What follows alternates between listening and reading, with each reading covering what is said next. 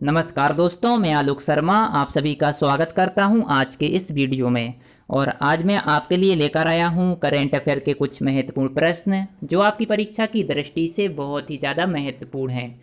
तो आइए आज का वीडियो स्टार्ट करते हैं। पहला प्रश्न है, रिजर्व बैंक ऑफ इंडिया ने स्वर्ण आभूषणों के बदले कर्ज का अनुपात बढ़ाकर कितना कर दिया है? इसका आंसर है 90%। रिजर्व बैंक ऑफ इंडिया ने स्वर्ण आभूषणों के बदले दिए जाने वाले कर्ज की सीमा 75% से बढ़ाकर 90% कर दी है। रिजर्व बैंक ऑफ इंडिया की मौद्रिक नीति समिति की बैठक में रेपो रेट और रिवर्स रेपो रेट में किसी भी प्रकार का बदलाव नहीं किया गया है। अभी हाल ही में रिजर्व बैंक ऑफ इंडिया की मौद्रिक नीति समिति की बैठक संपन्न हुई, जिसमें यह फैसला लिया गया कि वर्तमान में जो भी रेपो रेट है और रिवर्स रेपो रेट है वही यथावत रूप से रहेगी, उसमें किसी भी प्रकार का बदलाव नहीं किया गया है। और वर्तमान में जो रेपो रेट है वह 4% है और जो रिवर्स रेपो रेट है वह 3.35% है। अब हम बात करेंगे अगले प्रश्न की। तो अंतर्राष्ट्रीय क्रिकेट में सबसे अधिक सिक्स लगाने वाले कप्तान कौन बन गए हैं? तो इसका आंसर है इंग्लैंड के इयोन मोर्गन। इयोन मॉर्गन के अंतर्राष्ट्रीय क्रिकेट में 213 सिक्स हैं। इन्होंने महेंद्र सिंह धोनी के 211 सिक्स का अंतर्राष्ट्रीय रिकॉर्ड तोड़ा है। तो जो क्रिकेट टीम होती है उसके जो कप्तान होते हैं उन कप्तान में से इंग्लैंड के इयोन मॉर्गन ऐसे कप्तान बन गए हैं जिन्होंने अभी तक अंतर्राष्ट्रीय क्रिकेट में सबसे अधिक सिक्स लगाए हैं। और पहले यह रिकॉर्ड भारत के महेंद्र सिंह धोनी जी के नाम पर था। और बात करें यदि इंग्लैंड की, तो जो अंतर्राष्ट्रीय क्रिकेट विश्व कप 2019 हुआ था उसके विजेता भी रहे थे इंग्लैंड। यह है इंग्लैंड क्रिकेट टीम के कप्तान इयोन मॉर्गन, जो अब सबसे अधिक सिक्स लगाने वाले कप्तान बन गए हैं। अब हम बात करेंगे अगले प्रश्न की। तो यूपीएससी के नए अध्यक्ष के रूप में किसे नियुक्त किया गया है? तो यूपीएससी के नए अध्यक्ष के रूप में नियुक्त किया गया है प्रदीप कुमार जोशी को। इनका कार्यकाल 12 मई 2021 तक रहेगा। और जो पूर्व अध्यक्ष थे वह थे अरविंद सक्सेना। तो जो प्रदीप कुमार जोशी हैं वह अरविंद सक्सेना जी का स्थान लेंगे। और यदि बात करें यूपीएससी की, तो यूपीएससी की स्थापना हुई थी 1 अक्टूबर 1926 को और इसका मुख्यालय स्थित है नई दिल्ली में।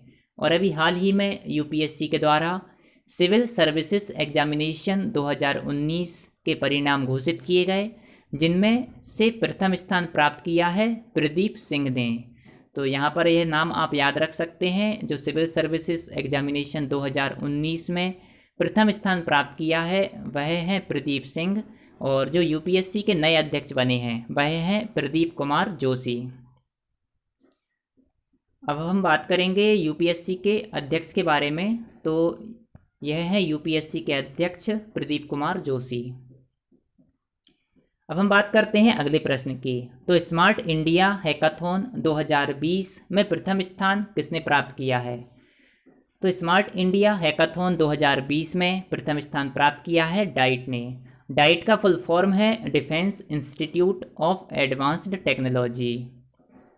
यह डिजिटल उत्पाद बनाने की राष्ट्रीय स्तर की प्रतियोगिता थी जो लगातार 36 घंटे के लिए चली। यह प्रतियोगिता लगातार 36 घंटे चली और इसमें प्रथम स्थान प्राप्त किया है डाइट ने, defence institute of advanced technology. अब हम बात करते हैं अगले प्रश्न की। तो फ्यूचर ब्रांड इंडेक्स 2020 में शीर्ष स्थान पर कौन सी कंपनी है? तो फ्यूचर ब्रांड इंडेक्स 2020 में शीर्ष स्थान पर है अमेरिकी कंपनी एप्पल। और इसमें जो द्वितीय स्थान पर है वह है भारत की रिलायंस इंडस्ट्रीज़। अब हम बात करेंगे अगले प्रश्न की। तो किसानों के लिए भारत की प्रथम पार्सल ट्रेन कहाँ से प्रारंभ की गई? तो यह प्रारंभ की गई है महाराष्ट्र के देवलाली से बिहार के दानापुर तक। तो यह किसानों के लिए पार्सल ट्रेन है। जो भी किसानों के उत्पाद होते हैं जैसे दूध और जो सब्जियां जो खराब हो जाते थे, तो उनके लिए पार्सल ट्रेन प्रारंभ की गई है, जिसके कारण ये सभी उत्पाद आसानी से अलग अलग जगह पर पहुंच पाएंगे। अब हम बात करेंगे अगले प्रश्न की। तो किस देश ने सरकारी उपकरणों पर टिकटॉक के उपयोग पर प्रतिबंध लगा दिया है? तो भाई देश है अमेरिका। अमेरिका ने जो सरकारी उपकरण हैं, जो सरकारी ऑफिस होते हैं, वहाँ पर जो डिवाइसेस यूज होती हैं जैसे डेस्कटॉप, कंप्यूटर, मोबाइल, तो उनमें टिकटॉक के उपयोग पर प्रतिबंध लगा दिया है। और अमेरिका ने इस वर्ष WHO से अपना नाम वापस भी लिया है। और जो चीन का दूतावास था अमेरिका में, उसको भी बंद कर दिया गया है। और जो पाकिस्तान की जो एयरलाइंस सर्विसेज थी अमेरिका में, उनको भी प्रतिबंधित कर दिया है अमेरिका ने। अमेरिका के राष्ट्रपति हैं डोनाल्ड ट्रंप। अब हम बात करते हैं अगले प्रश्न की। तो राष्ट्रीय हथकरघा दिवस कब मनाया जाता है? यह मनाया जाता है 7 अगस्त को।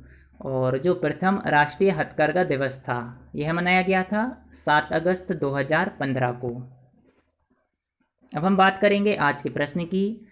तो आज का प्रश्न है, केंद्र सरकार के द्वारा जारी किए गए आंकड़ों के अनुसार जनधन बैंक खातों की संख्या कितनी हो गई है? इसका आंसर आप कमेंट में अवश्य दें। और इसके साथ में यदि आप कुछ सुझाव देना चाहते हैं तो वह सुझाव भी अवश्य दें।